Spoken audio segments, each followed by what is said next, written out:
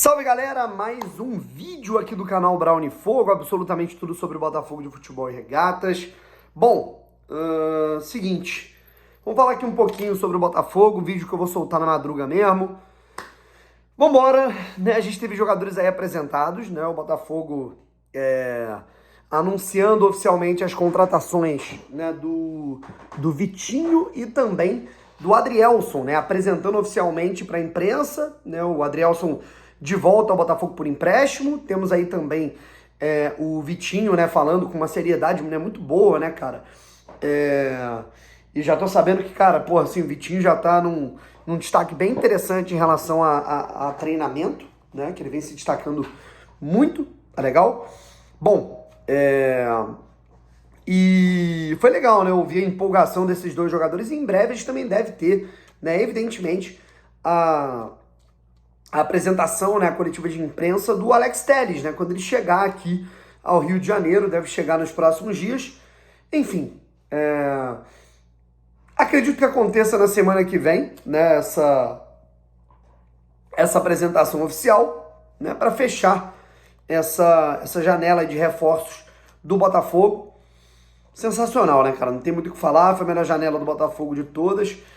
E curioso, né, mano? Assim, como que... eu tiro muito parâmetro do Mário Bittencourt, né? Que é presidente do Fluminense, né? Que ele é um cara que... Enfim, quem conhece os bastidores, né? Sabe que ele é muito adepto dessa história de...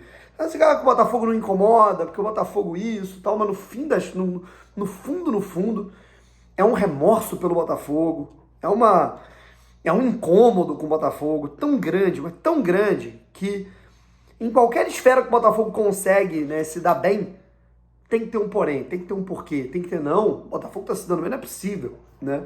E aí começa um ataque orquestrado, né? Enfim, foi assim no ano passado. A gente já tem o Allianz Parque desde 2021 com gramado sintético. A gente já tem desde a década passada a Arena do Atlético Paranaense com gramado sintético. O Botafogo colocou o gramado sintético no ano passado e aí a discussão ela quadriplicou, né? A discussão ela ganhou 10 vezes uma dimensão maior sobre gramado sintético tem que ser proibido, sabe? Enfim, né? Aí agora, fair play financeiro. A gente tem o Mário Bittencourt, presidente do Fluminense, o Rodolfo Landim do Flamengo, encabeçando uma reunião. Queremos o fair play financeiro em 2025. Claro, né, cara, porque eles querem o bem do futebol brasileiro, é óbvio, né, que eles querem o bem do futebol brasileiro, né? Caralho, meu irmão, eu nunca tinha ouvido falar em fair play financeiro. Vamos falar nunca, cara. Assim, conto nos dedos pessoas que falam sobre isso, né? Em época de Parmalat do Palmeiras, época de ESL, época de Kia no Corinthians, né? Época de Unimed no Fluminense, época de Petrobras no Flamengo, né? Cota de televisão 10, 15, 20 vezes maior de um clube para o outro, né? Patrocínio de estatal. Eu não ouço falar de fair play financeiro, né? Quando o Flamengo, né, o Corinthians agora, né? Até hoje, né?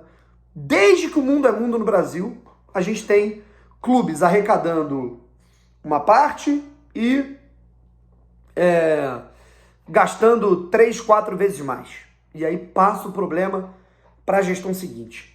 Desde que o mundo é mundo aqui, desde que o futebol existe aqui no Brasil, você tem uma cultura de gastar o que não se tem e empurrar para a próxima gestão, né? E nunca se falou em fair play financeiro, nunca se falou em responsabilidade fiscal, nunca se falou em responsabilidade de gestão, nunca, né? Tanto é que quem ferra os clubes, quem destroça clubes financeiramente, não responde por isso na justiça, né? Fica tudo bem com eles, né? Fica tudo bem, né? A dívida fica para o torcedor, a dívida fica para a gestão seguinte, né? A dívida fica para o credor, que geralmente é um funcionário do clube, geralmente é uma pessoa pobre, geralmente é um trabalhador, um jogador de futebol que lutou a vida toda para se tornar jogador e recebe atrasado e fica 10, 20 anos sem receber, como acontecia com o Botafogo antigamente, né?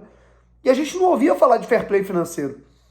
Aí agora que chegam SAFs, agora que chega gente para colocar dinheiro no futebol brasileiro, agora que chega gente para potencializar o produto, o mercado do futebol brasileiro.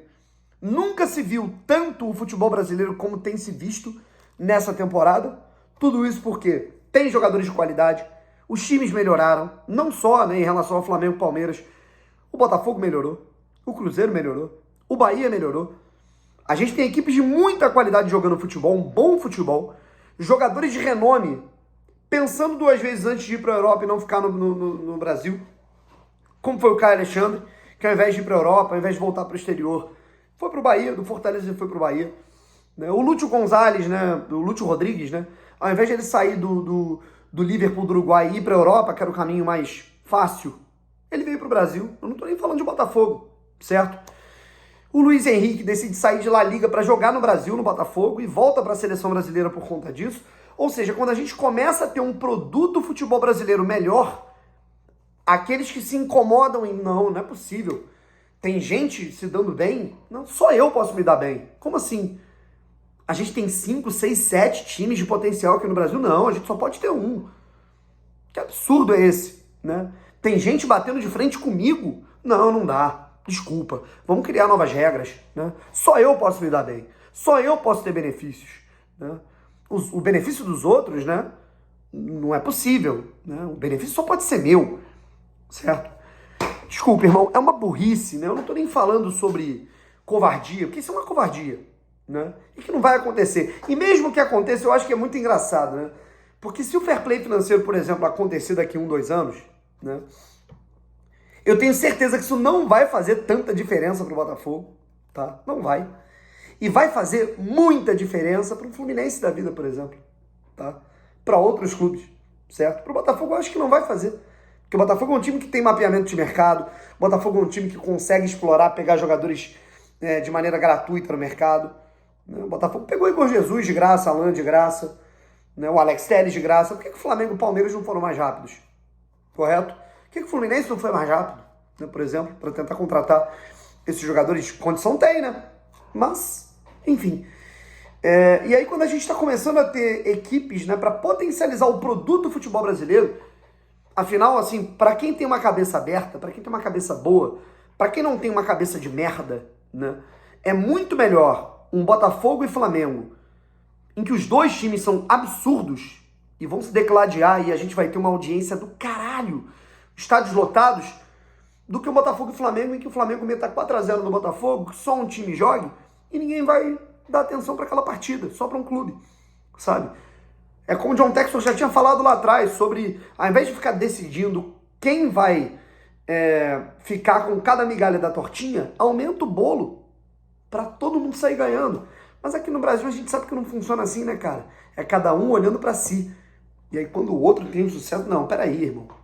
Não, eu não vou me aproveitar aqui para todo mundo crescer. Eu vou tentar foder o crescimento daquele, né? Não dá, irmão, não dá, honestamente.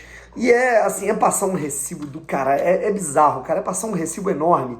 Até porque o Botafogo não tá gastando o mesmo que o Flamengo gasta, né? Não tá chegando nem perto, inclusive. Né? O Botafogo fez uma contratação pontual, que foi do Luiz Henrique. De resto, o Botafogo continua contratando jogadores assim, livres do mercado, cara. Mapeamento de mercado.